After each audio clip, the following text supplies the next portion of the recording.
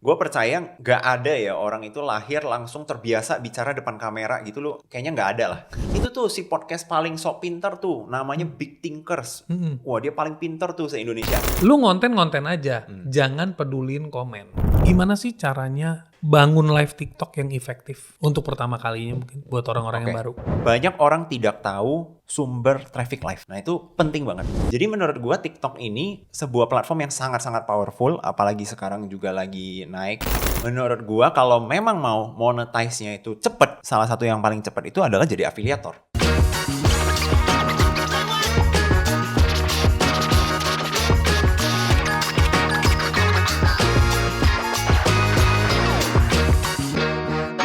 Oke, welcome to Big Thinkers. Big things ahead. Hari ini gue kedatangan sosok yang gue lumayan kagumin dan gue perhatikan selama 1 tahun terakhir, Leo Giovanni, penulis buku Trik Konten TikTok dari 0 sampai FYP or FYP Specialist. Thank you. So far, Goks-nya nih buku kayaknya belum setahun udah laku 40.000 eksemplar dan masih counting. Goks. Thank you. Oke. Tapi Leo nggak sampai di titik ini just like that, guys. Jadi dia punya ups and downs yang dia lewatin juga. Dan hari ini kita akan mengulas sedikit story dari situ, journey-nya apa aja. Bro, thank you for coming to Big Thinkers. Thank you for inviting pastinya. Yes. Can you tell me how did you start your journey? Gimana lu mulai journey lu masuk ke dunia percuanan? Percuanan. Iya. Ya, kalau biasa kalau ditanyain itu perkontenan. Ini percuanan itu berarti lebih panjang lagi ya. Di belakang. Sebelum lu masuk ke TikTok bahkan. Oke, jadi mungkin kalau dibahas itu bisnis pertama yang gue jalanin itu dulunya itu gue jual beli currency game. Oke. Jadi ada salah satu game namanya Growtopia, dulu gue main. Pada saat itu kita jualan lah currency yang ada di dalam dengan uang nyata gitu ya. Dan dari sana lumayan menghasilkan, itu masih SMA, tapi ya penghasilannya lumayan lah, bisa untuk uang jajan tambahan ya untuk seorang anak SMA. Terus value-nya back then? Value apa? Value yang you earn? Mungkin sekitar 2-3 juta sebulan. Oke, nice. Lumayan banget. Dan itu uniknya ya, kita jual belinya itu pembayarannya itu dulu masih via pulsa. Oke. Karena pada saat itu nggak ada marketplace-nya. Terus juga transaksinya itu banyakan dengan anak-anak juga, seumuran. Mereka belum punya bank account. Jadi pada saat itu mereka masih belinya itu, mereka kalau misalnya mau beli, mereka ke counter pulsa. Dan mereka transfer pulsanya ke nomor gua, baru gua kirim produknya gitu. Jadi lucu banget, ada momennya itu di mana gue punya satu handphone kecil, merek Nokia pada saat itu mungkin nilainya ya pada saat itu kalau dijual karena udah bekas juga ya, mungkin nggak nyampe 500.000 ya. Tapi pulsa di dalam itu kayak sekitar 5 juta mungkin. Wow. Jadi itu lucu banget sih. Jadi itu kalau duit tuh pulsa begitu banyak, lo gimana akhirnya meng-cash out itu? Kita jual balik ke orang yang memang jualan pulsa. Oke. Iya, tapi kan nilainya itu kan biasa kita kumpulin dulu, baru sekali jual langsung banyak. Banyak. Oke. Itu di awal-awal, terus mulai coba-coba dropshipping di kuliah ya. Waktu kuliah coba-coba dropshipping, pada saat itu kan Facebook Ads, Instagram Ads itu lagi naik-naiknya banget. Coba-coba di sana juga, cuannya lumayan untuk anak kuliahan. Terus iklan itu udah mulai mahal ROAS-nya. Akhirnya berhenti. Oke. Iklan tuh berarti ada zamannya orang tuh sangat menikmati pasang iklan, ROAS-nya tinggi banget ya? Pasti. Jadi apalagi bro-nya sendiri kan udah di digital marketing udah lama banget. Betul. Jadi pasti tahu lah ada masanya itu kita ngiklan bayar 50.000, omset 500.000. Oh iya, bayar 100.000, omset jutaan. Iya betul. Ya ada momennya lah. Iya. Ada momennya. Tapi kan ketika semua orang udah mulai masuk iklan, terus iklannya makin mahal, jadinya kita jadi nggak bisa jualan. Oke. Nah dalam proses itu gue perhatiin, lu kan ngomongnya gue dulu di zaman gue masih SMA, gue begini, zaman kuliah gue begini. Sifat itu, jiwa itu nurunnya dari bokap, dari nyokap, dari mana? Pastinya dari kedua orang tua ya. Dan karena Cina juga ya. Jadi ya dagang aja. Cuma tahu dagang doang ya. Tanya gitu ya. Iya, cuma tahu dagang doang. Jadi kalau nggak buka toko ya udah jualan gitu. Nice. Tapi memang pada saat itu ada satu keinginan di mana bisa mungkin bisa berhasil di bidang yang berbeda dengan orang tua. Jadi kayak ya biasalah anak Orang tua SMA. lo dulu bisnis apa? Bisnis trading ini produk-produk impor lah. Produk-produk impor. Nah, jadi ya biasalah anak SMA cowok pasti punya keinginan, wah gue pengen pembuktian. Gue pengen bisa sukses di sesuatu yang baru dan cara gue. Iya, dan gue nggak memaksimalkan, bahkan nggak bergantung pada privilege. Gitu-gitulah. Jadi pada saat itu masih ada ego itu ya. Iya. Tapi dari pandangan lu sendiri, privilege itu gimana dari sudut pandang lu? Is it a plus point? Is it a minus point? Menurut gua malah plus point, dan menurut gua mindset untuk tidak menggunakan privilege atau ibarat kata kita mengucilkan orang-orang yang punya privilege itu kayak why gitu. Sekarang gua mikirnya ya why. Dulu ya dengan ego gua ya gua nggak mau. Gua kayak pengen sendiri lah. Iya, kalau di masa muda kan biasa ya, kita semua laki. Pasti kenapa kita punya ego, karena kita nggak mau diatur sama bokap. Biasanya kayak lu begini udah pakai duit gue begini gini. Istilahnya kita nggak mau, kita maunya pakai duit gue sendiri, keringat gue sendiri, cara gue sendiri, biar gue nggak perlu dikomentarin lah, diatur-atur lah ya. Tapi kalau kita ngebahas privilege, banyak sekali orang merasa ya lu bisa begini karena lu punya privilege, gue enggak gitu. Nah, kalau dari pemikiran lu gimana tuh? Menurut gua tiap orang itu sudah punya privilege-nya masing-masing, entah mereka merasa itu sebagai privilege atau enggak. Kayak let's say kita lahir di Indonesia, kayak simpelnya gini deh. Kita kalau tarik sejarah manusia nih ya, kita tinggal di abad paling damai dari seluruh adanya sejarah manusia. Kebayang gak sih? Yeah. Kayak kalau misalnya kita tarik panjang dari sejarah, beberapa ratus tahun sekali itu pasti perang besar lah. Negara ini, kerajaan ini mau ngambil kerajaan mana. Ini akuisisi. Kita tinggal di abad paling damai mungkin ya. It's a privilege menurut gua. It's a privilege, ya. Jadi mungkin orang-orang melihat kalau privilege itu lebih ke bokapnya kaya atau nyokapnya punya posisi di mana. Tapi di luar dari itu banyak loh privilege yang mungkin nggak kita lihat atau nggak kita sadari. Iya, benar sekali. Cukup dalam loh ya orangnya.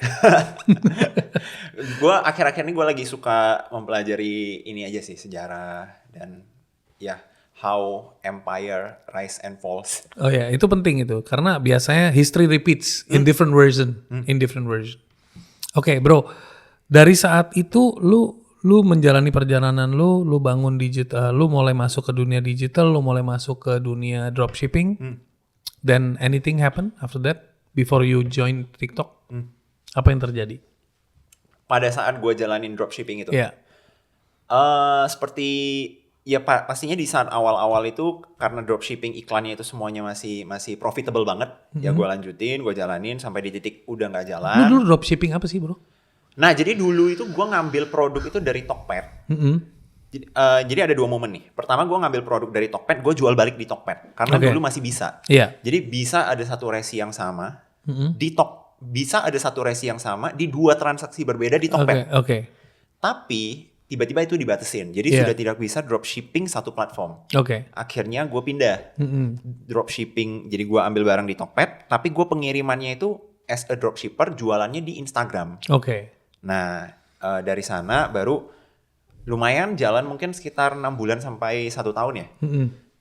Iklan jadi mahal, akhirnya gue mulai pindah. Pindah itu gue coba-coba bikin produk sendiri. Gue pernah coba untuk impor produk sendiri juga pernah. Itu salah satu kesalahan gue yang paling pembelajaran lah untuk anak yang masih muda banget lah. Jadi gue impor face brush, gue ambil dari China. Pada saat itu gue kira harga yang kita lihat di Alibaba sekian, itulah bakal jadi modal kita. Jadi gue lihat, buset ini jauh banget harganya.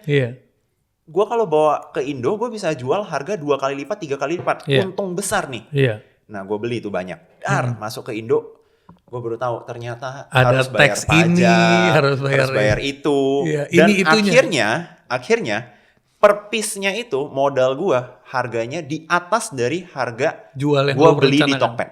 Oke. Kebayang nggak? Jadi misalnya setelah gue hitung-hitung dengan pajak dan lain-lain, harganya jadi let's say 20.000. Di Tokped Indonesia ada yang jual produk yang sama 15.000. Wow. Jadi gue udah pasti nggak bisa jualan, Iya. gitu. Dan Rugi. abis itu lu bilang udah lah ya. Jadinya Bocuan lah ya. bocuan. Cut loss lah. Iya. Oke. Dari situ pembelajarannya adalah? Dari situ pembelajarannya itu adalah kadang kalau kita merasa ada suatu hacks yang kok orang lain nggak lakuin ya, kemungkinan besar itu orang lain nggak lakuin karena ada sesuatu yang salah gitu. Oke.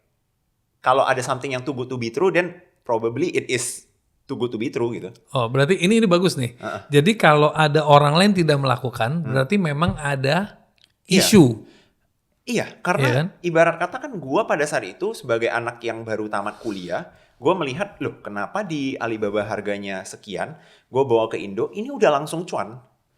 Gak mungkin dong importir besar yang importnya berkontainer-kontainer, mereka nggak melihat produk ini secara logika ya. Tapi pada saat itu karena masih naif juga, ya gue berpikir, wah gue lebih pintar nih, gue melihat peluang nih. Ternyata produk itu tax-nya tinggi Iya, dan tax-nya sebagainya. tinggi dan lain-lain. Dan ongkirnya juga. Iya. Itu sih. Iya. Dan sebaliknya kalau ada produk too good to be true, bisa jadi memang too good. Memang too good to be true. Nah, ini bagus sekali karena banyak sekali, termasuk diri gue kadang-kadang kita skeptis. When we see something too good to be true, itu artinya better don't do it. Atau sebaliknya, if everybody is not do it, kalau orang lain belum ngelakuin, ini kesempatan gue menjadi orang pertama yang ngelakuin. Nah itu kan juga bisa kebalik Bisa kan, bro? bisa juga. Ya kan? Bisa Nah, juga. jadi mungkin dari sini teman-teman bisa bisa evaluate dua-duanya, nggak ada yang salah, nggak ada yang benar, tapi Iya. harus punya dua perspektif itu ya. Dan penting banget itu sebelum melakukan sesuatu itu mending kita habis waktu di research ketimbang kita habis waktu dan tenaga untuk ngebersihin kesalahan yang kita lakukan. Karena kan gini loh, kesalahan gua ngimpor face brush sebanyak itu, kesalahan itu bisa gua hindari hanya sesimpel kalau gua nanya. Iya, benar. Benar Banyak orang nggak mau nanya juga. Banyak orang nggak mau nanya dan dia nggak mau research lebih dalam. Padahal sesimpel misalnya gue nelpon, let's say salah satu temen gue yang juga pernah impor, terus gue nanya, kok ada ya produk itu harganya itu segini, tapi nggak masuk ke Indo ya, dan harganya di Indo mahal ya. Dia kan pasti akan langsung jelasin, lu udah hitung tax-nya belum, lu udah hitung ongkirnya belum, dan lain-lain kan. Itu sih. Oke. Bro, ngomong-ngomong soal research, banyak sekali orang di fase tertentu di mana mereka merasa kayak gue kudu cari uang, gue harus bisa support diri gue nggak mau jadi beban untuk orang tua gue. Kan ada ya orang dari level keluarga seperti itu, dan menurut gue salut sama orang-orang dengan mindset seperti itu. Orang-orang seperti itu nggak ada waktu untuk research, bro. They will say give me, help me, bantu gue, kasih gue blueprint yang bisa gue eksekusi. Nah itu seperti apa? Menurut gua kalau ada di posisi seperti itu malah semakin penting lu untuk melakukan research. Oke. Karena dengan mindset seperti itu, lu itu target yang ibarat kata target orang-orang yang punya niatan jahat, ya targetnya orang-orang yang seperti ini, yang merasa dirinya nggak punya waktu untuk do the research dan they don't do it. Gitu. Iya, karena kepepet. Karena merasa kepepet. Padahal karena lu kepepet, lu harus play safe banget. Oke, gitu ini loh. bagus nih insight ini. Dan ibarat kata untuk lu melakukan research, itu kan sesibuk apa sih lu sampai nggak bisa melakukan research terhadap sesuatu yang lu bakal invest waktu dan energi dan mungkin uang ke depannya. Iya, karena ini your one time, ibaratnya kita punya strike nih. Gua sekali strike jangan sampai gua gagal karena gua nggak afford kegagalan. Exactly, kayak gini. Misalnya tadi nih, kita bandingin satu yang dia merasa tidak mau ngebebanin orang tuanya. Iya. Dan dia lagi di posisi yang terpuruk lah, kita katakan. Di satu sisi, ada orang yang dia itu, let's say pelurunya banyak. Gitu loh. Dia mau gagal berkali-kali pun gak masalah. Mungkin dia punya duitnya atau datang dari background keluarga yang mampu ya. Berarti apa? Berarti kan si orang ini yang pelurunya nggak banyak harus riset lebih dalam dong ketimbang ini. Kenapa? Karena sekali lu strike dan itu gagal, Pain-nya parah. pain-nya parah dan peluru lu habis. Kenapa lu malah nggak mau research? Malahan dengan lu berharap tiba-tiba ada random guy ngasih lu blueprint gitu ya. Menurut gua ya Itu bahaya. bahaya Itu banget. bahaya Harus hati-hati banget. Jadi mau ikut training manapun untuk belajar tetap boleh, tapi kembali lagi pakai otak kritisnya ya. Pasti. Harus research. Pasti. Oke. Terus terang, Philips lebih terang. Tapi hari ini ternyata Philips lebih jelas. Lebih jelas. Oke, bro. Lu masuk ke dunia contenting. Muki-muki dagang kayak lu. Jadi content creator tuh gimana? Iya, itu juga salah satu dilema besar ya. Dilema besar apalagi gue datang dari kota yang gue datang dari Medan. Jadi pada saat itu ibarat kata di tahun 2021 ketika gue mulai konten, bahkan orang yang mungkin di ibu kota yang mulai konten aja kadang dianggap alay, apalagi gue yang datang dari Medan gitu loh. Nah iya, tapi sampai lu pilih TikTok. Oke, first thing. Okay. Waktu lu lihat TikTok, itu zaman itu kan TikTok kayak image-nya itu joget-jogetan kan? Iya. Nah jadi pada saat itu karena gue juga lagi mencoba masuk ke industri beauty, makanya tadi ada cerita juga yang gue impor face brush. Gue lagi mencoba industri beauty dan pada saat itu yang lagi naik itu platformnya kan TikTok. Gue cobalah untuk gimana ya mendalami industri ini secara benar-benar gue harus paham di entire industri, kreatornya siapa, brand yang lagi rising apa, terus cara mereka main gimana. Akhirnya gue merasa satu-satunya cara gue harus jadi kreator. Oke. Nah gue cobalah nge-review skincare pada saat itu akun pertama gue tuh 2021 konten. Awalnya juga nggak yang langsung tampil muka. Jadi awalnya itu gue masih main aman, kayak cuman megang produk doang, ngerekam produk doang gitu sih. Ya, berarti lu juga agak skeptis ya untuk ngomong sama kamera. Skeptis dan nggak terbiasa sih. Oke. Jadi gue percaya nggak ada ya orang itu lahir langsung terbiasa bicara depan kamera gitu loh. Kayaknya nggak ada lah gitu loh. Jadi pada saat itu tentunya ya ketika pertama kali bicara depan kamera harus siapin notes, harus bikin skripnya dulu, harus bikin talking points-nya dulu, dan itu shoot satu video aja bisa 1 hour 2 hours. Iya mungkin gitu, mungkin karena ngulangnya banyak banget. Iya. Tapi ya seiring berjalannya waktu ya udah terbiasa gitu. Oke.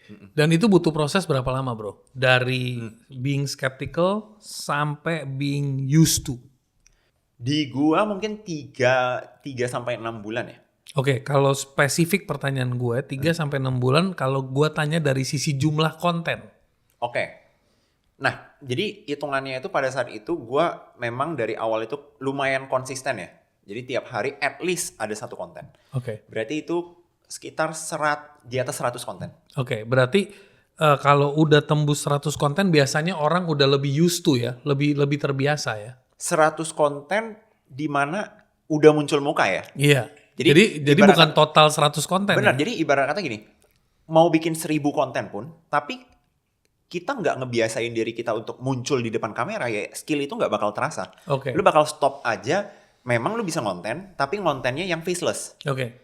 Nah, tapi untuk lu mengasah skill bicara depan kamera, kan butuh proses lagi dong, melatih bicara depan kameranya, melatih ibarat kata sesimpel ini deh, kita terbiasa ngelihat muka kita sendiri di layar aja itu something gitu loh. Oke. Di awal-awal pasti ketawa sendiri. Oke. Lu kalau ngomong skill, ini gue switch agak fast forward, nanti gue mundur backward.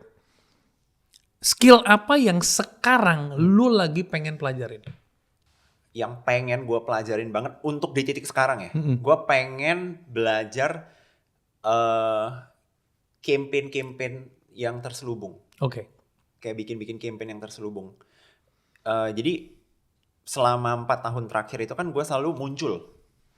Tapi selama ini banyak yang tidak kita sadari, campaign-campaign yang ada di sekitar kita itu ternyata adalah campaign marketing. Oke. Gitu loh. Kayak kalau ada ide yang tertancap di kepala kita aja, itu adalah campaign. Oke. Kan gitu ya. Iya. Nah jadi itu sih yang lagi gue pelajarin sekarang. Ya gimana secara subliminal masuk gitu ya. Yes. Jadi tidak secara direct gitu, indirect gitu kan.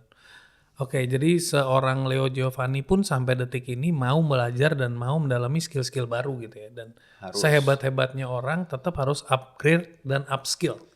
Ya, dan beruntungnya itu gue merasa lumayan beruntung ngembangin diri itu di platform TikTok, karena di TikTok itu gue merasa nggak ada orang yang pinter banget atau expert gitu loh, karena selalu ada sesuatu hal yang baru gitu loh. Oke. Bayangin dari di 2 tahun terakhir aja TikTok Shop itu dari nggak ada jadi ada, dari ada jadi ditutup, dari ditutup jadi buka lagi. Iya, itu sebuah transisi yang lumayan. Lumayan banget. Jadi benar-benar menurut gue di TikTok itu nggak ada yang lu jago-jago banget, nggak. Gua sendiri juga merasa di TikTok itu gua bicara itu sebagai seseorang yang sharing experience. Oke. Ini yang gua rasain, ini yang gua pelajarin, gua mau share ke kalian. Oke. Bukan yang I'm the expert, lu harus denger gua, dan cara gua ini adalah satu-satunya jalan. Enggak. Gitu. Tapi menurut gua begini bro, kalau lu udah bisa, kalau lu udah punya branding, atau branding title, FYP specialist, itu artinya lu udah punya satu expertise. Oke. Setuju nggak? Kalau expertise menurut gue tergantung orang melihat lu. Melihat gue kan. Oke. Jadi FYP specialist itu lebih ke arah that's the personal brand yang mau gue bangun. Oke. Jadi dia terlalu humble. Jadi dia kalau disuruh bilang ngakuin dia expert, dia belum mau. Nggak, karena gue juga merasa nggak expert. Kayak gini, kayak ibarat kata misalnya gue itu restoran, yang gue bilang gue adalah restoran seafood. Atau restoran seafood bakar. Bukan berarti satu-satunya seafood bakar yang lu bisa makan itu di tempat gua gitu loh. Oke. Nah, sama halnya dengan FYP specialist ini. Gitu sih. Oke, good. Thank you for being humble and thank you for clearing. Oke, bro.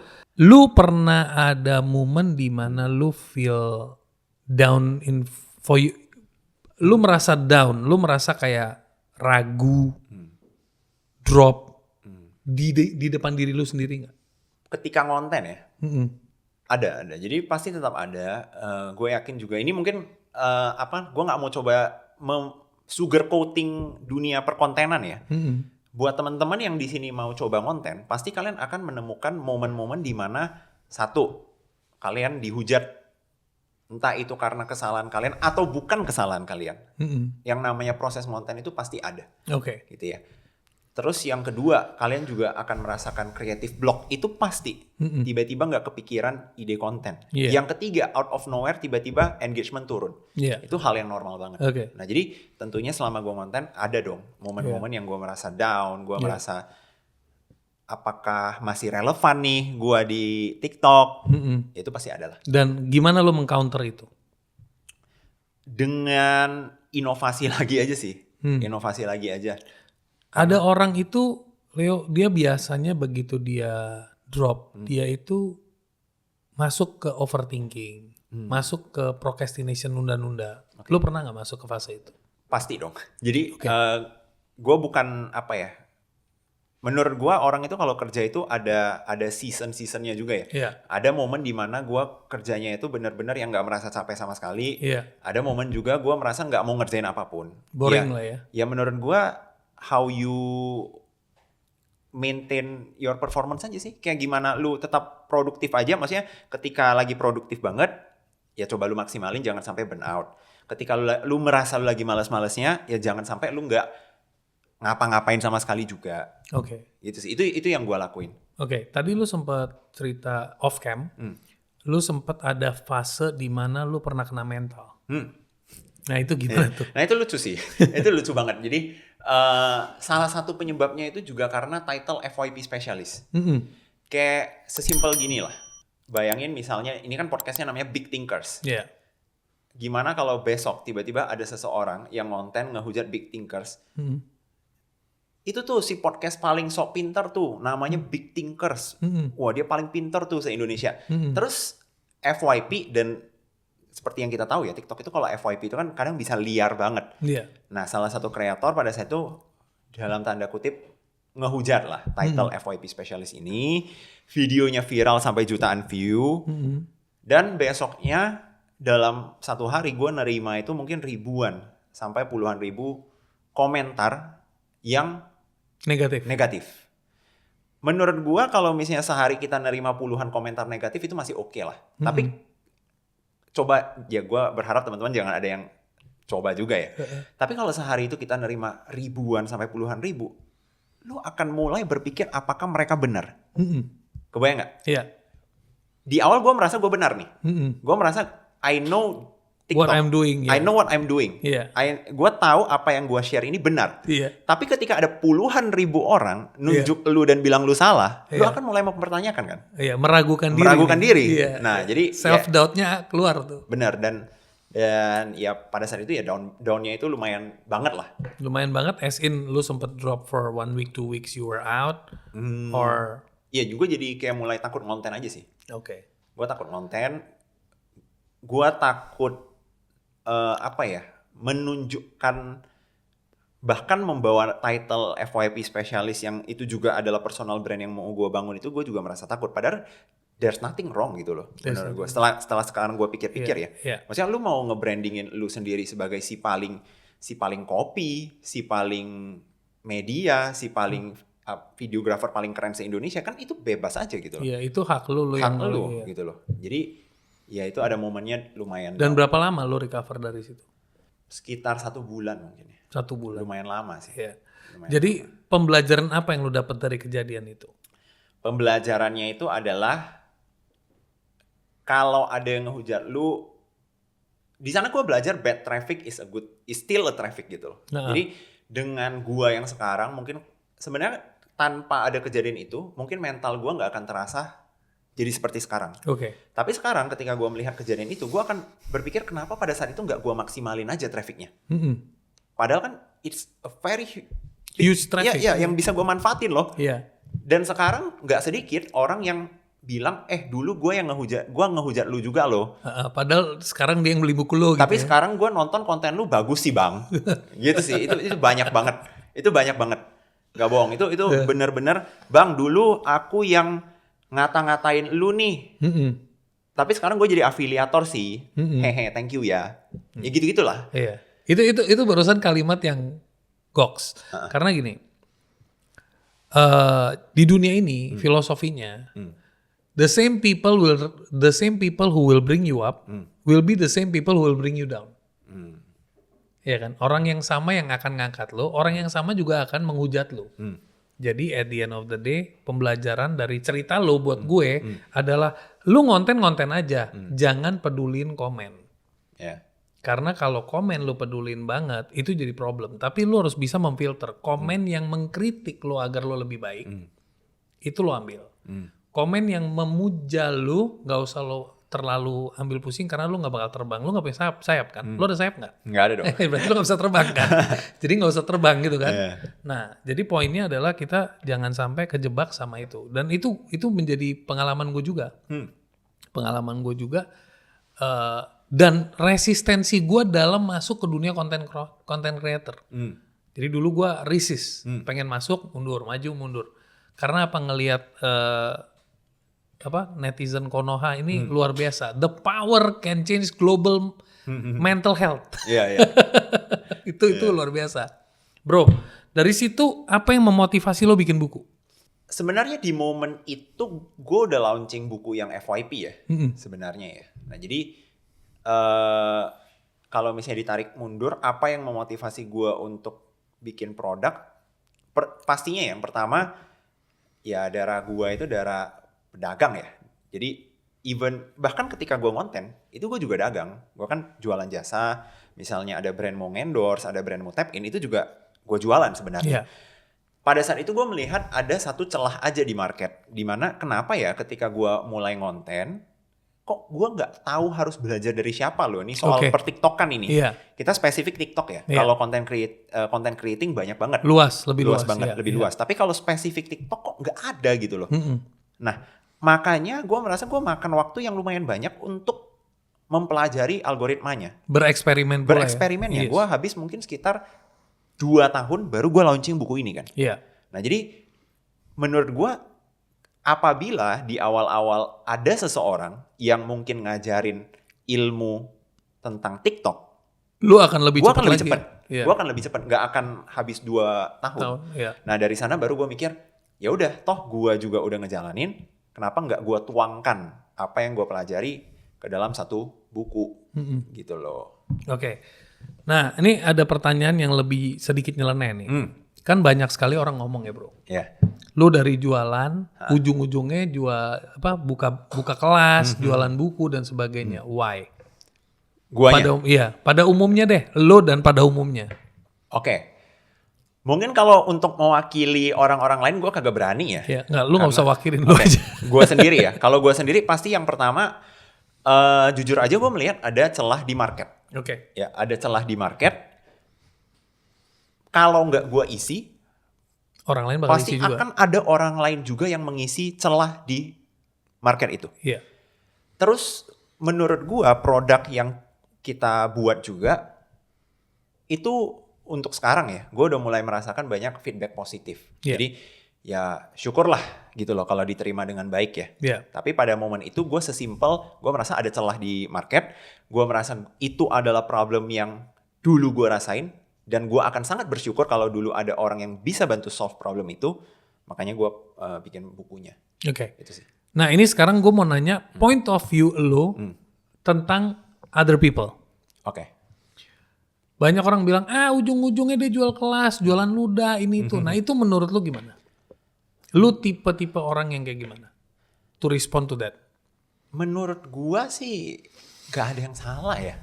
Dengan, maksudnya lu mau jualan apapun selama itu gak ilegal gitu ya. Selama gak ilegal, selama gak merugikan orang lain, selama lu tahu produk yang lu jual bisa bermanfaat dan value-nya masuk ya ke orang, ya udah gitu loh. Karena kan balik lagi gini loh.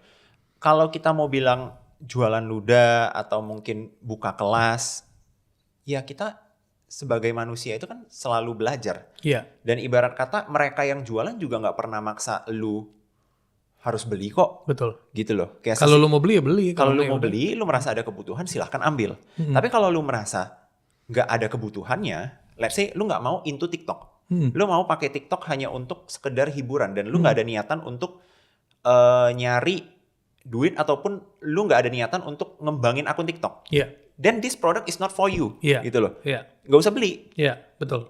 Itu sih. Iya, jangan beli terus ngoceh gitu ya. Terus karena lu Jangan setengah-setengah gitu. Lebih tepatnya juga jangan lu nggak ada niatan beli dan lu ngoceh. Iya, betul. Kayak let's say gua nggak nonton podcast Big Thinkers. Dan gua bilang, kok sotoy banget sih ada 2 orang mau ngomong-ngomong begitu, nggak penting banget. Lu aja kagak nonton gitu loh. Iya. Ya itu sih. Iya, tapi gua mau share sedikit. Jadi buat teman-teman, gua pribadi datang dari background dagang, datang dari background yang old school artinya non digital ya. Begitu gue masuk ke era digital, gue pernah mengetawakan siapa orang gila bakal beli produk digital sampai ribuan dolar. Oke. Terus abis itu gue mulai ngelihat di era Indonesia mulai masuk, orang mulai mengambil services dan sebagainya. But today teman-teman, siapapun di luar sana, gue yakin kita udah masuk ke era knowledge economy. Di mana mungkin di Amerika udah mulai di tahun 90-an. Oke. Di mana di sana udah mulai jual PDF, e-books dan sebagainya, e-course dan sebagainya di tahun 90s. Kita tuh baru lagi masuk ke era knowledge economy itu yang bombastis tuh sekarang. So, gue sangat mendukung, bahkan tadi gue ngomong sama Leo, lo juga bikin produk digital juga, jangan sampai cuman produk fisik. Karena menurut gue sekarang ini eranya knowledge economy. Dan knowledge economy itu adalah pendidikan informal, pendidikan pengalaman. Jadi skill based, experience based. Dan ini setiap orang bisa men-share skill dan experience dia sebagai value to the audience. What do you think? Ya gue setuju banget, dan mungkin salah satu hal yang mau gue highlight itu adalah tiap muncul industri baru pasti akan ada orang yang skeptis. Iya. Dan itu bagus karena keskeptisan kalian itu yang akan menjaga supaya orang-orang yang ada di industri itu harus perform better and better lagi kan. Menjaga kualitas. Menjaga kualitas Iya. gitu loh. Jadi tetap harus ada orang yang skeptis, terutama di industri baru. Dan menurut gua semakin banyak orang yang skeptis terhadap industri kayak edukasi seperti ini, misalnya gua jualan buku atau mungkin jualan digital products gitu ya berarti gua lagi ada di fase awal banget, early banget, karena masih ada orang yang skeptis. Misal nih, let's say gua mau beli air mineral lah misalnya, siapa lagi yang skeptis untuk beli air mineral? Benar nggak? Udah nggak ada. Padahal kayak lu mau minum air, ada juga kok orang misalnya buka keran, direbus airnya sampai mendidih, minum itu juga air. Kenapa ada orang beli air mineral? Tapi karena industrinya memang sudah sangat berkembang, tidak ada lagi orang yang skeptis terhadap air mineral dalam botol. Nah, sama halnya dengan produk digital, gitu loh. Di Amerika mungkin sekarang orang udah nggak skeptis lagi. Udah nggak skeptis, udah common. Misalnya tadi kita cerita juga ya off cam, ada orang sekarang misalnya dia jualan itinerary. Dia jalan-jalan. Ya, misalnya lu mau beli itinerary gua, rekomendasi spot kalau lu mau jalan-jalan ke Kyoto misalnya. Ada loh orang yang jualan seperti itu. Dan pasti akan ada orang skeptis. Gitu loh. Iya, benar. Tapi seru sih. Seru. Itinerary penjalan bisa dijual, itu gila sih. Dulu mana pernah kepikir. Bener. Resep sekarang bisa dijual gitu kan. Benar. Benar. Dan balik lagi kalau kita sebagai manusia itu tidak saling bertukar knowledge, bedanya kita sama kera misalnya? Iya benar sih, benar. Bro, 3 tips yang bisa lo share buat pemula yang pengen bangun presence dia di TikTok. Oke, yang pertama pastinya fokus ke satu niche atau kategori yang memang mau lu bangun ya. Jadi jangan terlalu luas supaya lu bisa diingat sebagai seseorang lah di kategori tertentu. Yang kedua, banyak banget orang tidak memaksimalkan hook ataupun opening videonya mereka. Karena kita main di short video platform. Jadi nggak ada sistem thumbnail. Nah, kalau YouTube itu kan ada thumbnail. Nah, thumbnail kita di short video ya 3-5 detik awal dari video kita kan. Nah, jadi itu yang harus dimaksimalin. Kalau orang di 3 detik awal aja udah nge-skip video kita, mau di belakang ada info sebagus apapun orang udah nggak akan nonton lagi. Jadi fokusnya ke 3-5 detik pertama ya? Harus dibuat bagus banget gitu ya. Dan yang ketiga itu adalah bagaimana bisa berbeda. Karena bayangin ya, kita sebagai pengguna TikTok aja sehari bisa nge-skip berapa konten gitu loh. Dan sangat cepat. Bahkan attention kita itu udah pendek banget. Benar. Nah makanya kita harus bisa punya sesuatu yang berbeda. Misalnya lu mau review skincare. Lu reviewer skincare yang apa? Apa yang unik? Apa yang berbeda? Atau lu mau bahas bisnis. Sisi apa yang berbeda dan unik dari lu ketimbang banyak orang-orang lain yang juga bahas bisnis. Unik dan berbeda itu bukan berarti sesuatu yang belum ada kan? Caranya berbeda. Iya, benar. Iya kan? Kadang-kadang orang kejebak nih. Unik. Gua nggak tahu nih gimana menjadi unik. Unik itu kan bisa jadi caranya, nggak selalu topik yang sangat berbeda kan? Bener, dan nggak mungkin lah, menurut gue ya, nggak mungkin kita bisa memunculkan there's nothing new under the sun lah, apalagi di TikTok ini. Kita pasti, let's say kita bikin podcast, pasti terinspirasi dari banyak-banyak orang lain yang juga bikin podcast. Gue ngonten di TikTok membahas tentang FYP atau membahas tentang TikTok. Gue juga terinspirasi dari banyak kreator luar yang juga membahas tentang TikTok. Gitu loh. Nah, gimana caranya orang tuh, ada kriterianya nggak sih kalau untuk mencari niche? Karena banyak orang masih bingung loh mencari niche. Menurut gua fokus di topik yang memang kalian sukai dan kalian kuasai. Nah, kalau bisa bersentuhan tuh, kalian sukai, kalian kuasai lagi, wah itu udah gampang banget. Karena kan kadang ada topiknya itu dia memang suka. Tapi dia nggak expert, expert juga di bidang itu. Tapi ada juga orang yang memang expert di sana, tapi dia nggak suka gitu membahas topik tersebut. Let's say dia itu dokter, tapi dia nggak suka gitu membahas urusan topik kerjaannya lagi gitu di TikTok. Dia mau membahas sesuatu yang berbeda. Tentang hobinya dia. Tentang hobinya mungkin. Nah jadi ya coba kalian carilah apa yang beririsan. Apabila ada ya itu akan bagus banget. Kalian akan merasa ringan lah. Konten itu sesuatu yang mudah dan ringan aja, enjoyable. Kalau ngomongin hook, Itu ada formulanya nggak sih? Nah, jadi kalau kita bagi ya, hook itu mainly kalau menurut gua visualnya satu, sound, voice over, dan headline. Oke. Jadi kita harus kombinasiin 4 hook yang berbeda untuk mendapatkan sebuah opening video yang bagus. Jadi secara visual apa kegiatan yang ditampilkan, gitu ya. Terus ada nggak suara-suara mungkin sound effect yang bisa memancing keingintahuan penonton. Terus headline-nya kita kasih gambaran, ini di video ini ngapain, gitu loh. Dan yang terakhir voice over kita juga apa yang kita sampaikan di video itu. Itu sih. Walaupun mungkin ya ada beberapa video itu tidak bisa mengkombinasikan 4-4-nya. Let's say itu videonya itu memang video tanpa voice over. Ya it's okay, berarti lo harus maksimalin 3. Oke. Nah sekarang lagi fenomena TikTok ini kan lagi fenomena semua lagi live TikTok. Gimana sih caranya bangun live TikTok yang efektif? Untuk pertama kalinya mungkin buat orang-orang yang baru. Mungkin kalau gua mengacu pada salah satu bab ya yang ada di sini, menurut gua bab paling penting di buku live ini adalah banyak orang tidak tahu sumber traffic live. Oke. Nah itu penting banget. Let's say bro di YouTube ya, pasti bronya sendiri mempelajari dong dari total view tiap videonya. Sumbernya dari mana? Apakah lebih banyak dari search? Apakah lebih banyak dari lihat thumbnail? Apakah lebih banyak itu dari share link, hasil share link, gitu ya? Sama halnya dengan live. Banyak banget orang-orang mau nge-live, dia menunggu dan merasa TikTok harus ngasih traffic ke dia. Oke. Padahal cara mainnya nggak seperti itu gitu. Oke. Lo nggak bisa cuman menunggu dan berharap kenapa gitu TikTok mau kasih traffic ke lu gitu ya.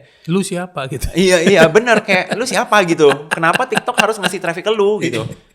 Kita harus mencari traffic. Nah, dari penonton live kita sumber-sumbernya berbeda. Ada 5 sumber yang gua bahas. Mungkin beberapa yang bisa gua share itu, yang pertama itu dari video kita yang FYP. Jadi kalau video kita FYP dan orangnya lagi nge-live itu kan kalau kita klik profilnya nggak akan masuk ke profil. Tapi masuk ke live. Nah itu salah satu sumber traffic dong berarti. Nah terus ada juga dari produk, ada juga dari recommendation dan lain-lain lah. Nah itu kita harus mengerti dulu. Karena kalau kita nggak mengerti itu mau bagaimana kita datengin penonton masuk ke live kita. Nah kalau orang bikin pemula nih join TikTok, dia disarankan bikin konten atau live? Dua-duanya dong. Dan juga sebenarnya ya kalau kita ngomongin dari secara peraturan TikToknya, ya sebenarnya prosesnya itu harus konten dulu. Karena live itu ada minimum followers. Gitu ya. Jadi berapa sih minimum followers? 1.000 sekarang kalau nge-live. Jadi jadi ya memang pada hakikatnya TikTok itu dia merekomendasikan lu ngonten dulu, lu kumpulin followers dulu, baru ntar gua kasih akses nge-live ya. Gitu sih. Dan kalau udah punya 1.000 followers, lu mulai nge-live, di situ juga potensi lu dapat boost sebenarnya kalau lu rajin nge-live.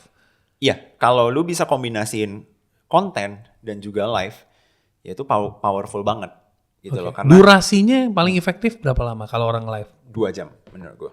2 jam itu paling efektif. 2 jam paling efektif. Satu sesi per hari itu nggak masalah. Yang penting sesinya itu 2 jam. Apakah setiap orang atau setiap konten kreator itu harus punya semangat kontennya FYP atau dia fokus untuk building value konten nanti along the way it will be FYP atau ada formula khusus untuk FYP? Menurut gua balik ke apa objektif dari lu konten. Ada orang objektif orang konten itu berbeda-beda ya. Ada kayak let's say ya kemarin itu ada salah satu dia perusahaan random sih, perusahaan transporting ya, dia punya kayak mobil pengangkutan itu banyak banget ya. Dan dia mau aktif ngonten di TikTok. Nah, ketika ditanya apa objektif dia mau ngonten, padahal kan nggak nyambung. Di bayangan gue sih nggak nyambung ya. Kenapa ada perusahaan pengangkutan logistik mau ngonten di TikTok? Ternyata dia bilang goalsnya itu hanya sekedar yang penting ada present aja. Yang penting present aja dulu di TikTok. Gue hadir. Orang kalau nyari nama dia di TikTok ada muncul. Berarti apa? Goals dia itu bukan untuk FYP, bukan untuk viral. Karena kenapa? Belum tentu juga kalau dia viral Dia dapat benefit. Dia dapat benefit. Iya. Yang nonton dan yang menggunakan jasanya Iya. mungkin orang yang berbeda. Iya. Nah, berarti kan objektifnya itu udah berbeda dong dengan let's say ada orang yang dia mau coba jadi afiliator di TikTok dan dia mau langsung secepatnya bisa monetize akunnya. Oke. Itu sih. Nah, objektif yang lain apa aja contoh-contohnya? Banyak. Ada yang memang dia mau sekedar terkenal aja, banyak. Oke. Jadi contoh ya, kemarin juga ada salah satu murid ya. Dia ini bisa dibilang secara finansial itu kaya banget. Kaya banget. Tapi dia mau konten. Terus gue tanyain dong, kenapa lu mau konten? Ya nggak apa-apa, keren aja gitu. Dan ngisi hobi, pengen punya followers. Oke. Udah. Pengen punya followers. Pengen punya followers. Nah, tentu saja objektif dia tidak bisa kita samakan dengan orang yang mulai ngonten untuk langsung dimonetize. Iya. Dan pastinya juga berbeda dengan perusahaan yang hanya sekedar mau present di Awareness doang. TikTok. Jadi harus ada objektif. Mau ngonten untuk apa? Oke. Karena strategi mainnya itu akan berbeda. Oke, kalau mau jadi konten kreator yang keren, itu langkah-langkahnya gimana? Untuk apa nih? Untuk langsung dimonetize atau Langsung dimonetize. langsung dimonetize? Oke. Menurut gua kalau memang mau monetize-nya itu cepet, salah satu yang paling cepat itu adalah jadi afiliator, sudah Oke. pasti. Hanya dengan 600 followers, sekarang kita udah langsung bisa nautin keranjang kuning, udah bisa langsung jualin produk orang. Kalau ada terjual, kita langsung dapat komisi. Oke. Itu udah yang paling cepat. Di TikTok tuh komisinya gimana sih, bro? Maksudnya begitu dapat itu ada jeda berapa hari atau lu bisa langsung withdraw atau gimana sih? Nah, Aturannya? salah satu yang paling gua suka ya dari TikTok itu adalah proses withdraw-nya itu cepet banget. Oke. Dibandingin platform-platform lain yang gue juga ada main di sana ya. WD-nya cepet ya? Loh, langsung bahasanya kok, WD. Waduh. Bukan WD yang lain ya. Nah, jadi cepet banget. Bener-bener kayak misalnya gue klik tarik gitu ya. Nggak ada 30 detik, biasa masuk tuh. Udah langsung masuk. Nah, jadi itulah salah satu kelebihannya ya. Menjadi afiliator TikTok. Karena gini bro, misalnya ya, lu mau monetize-nya cepet. Affiliate 600 followers, lu udah bisa langsung jualin produk orang lain. Kalau ada penjualan, komisi range-nya mungkin 10% langsung masuk. Kalau ada penjualan. Tapi let's say lu mau monetize-nya yang lebih panjang. Lu mau dari endorsement. Berarti kan followers lu harus lebih banyak lagi dong. Gitu ya. Atau lu mau monetize-nya lebih panjang lagi. Lu mau untuk launching produk sendiri. Berarti kan lu harus bangun dulu awareness-nya, bangun dulu branding-nya. Beneran. Nah, jadi itu lebih panjang. Oke.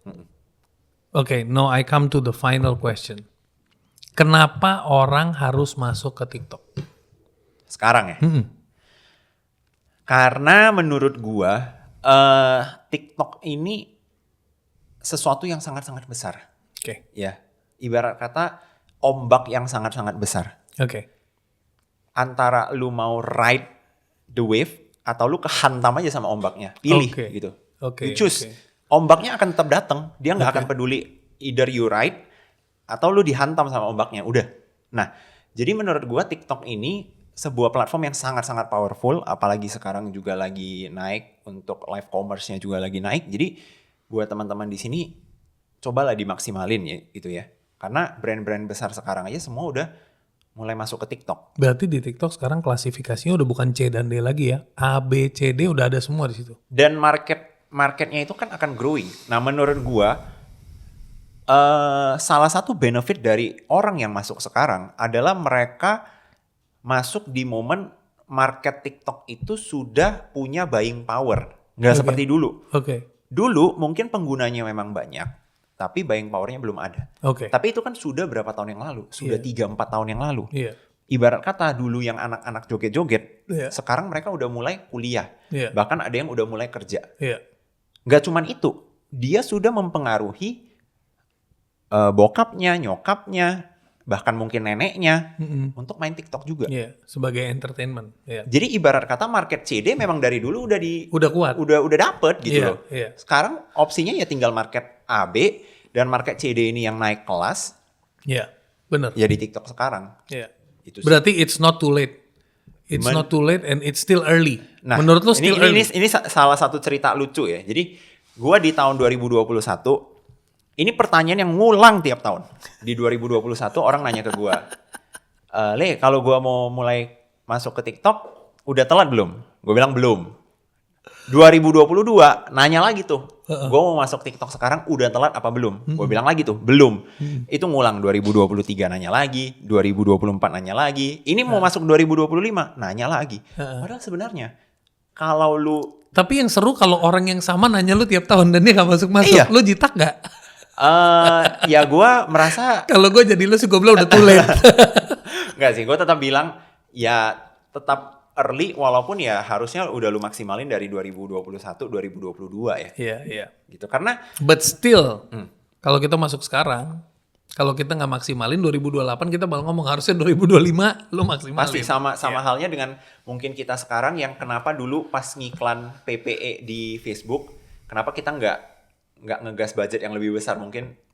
Tapi dengan AI gimana bro? Kan kayaknya in the next few years AI itu akan replace human content bro. Kalau menurut gua sih gua nggak yakin 100% akan terganti ya.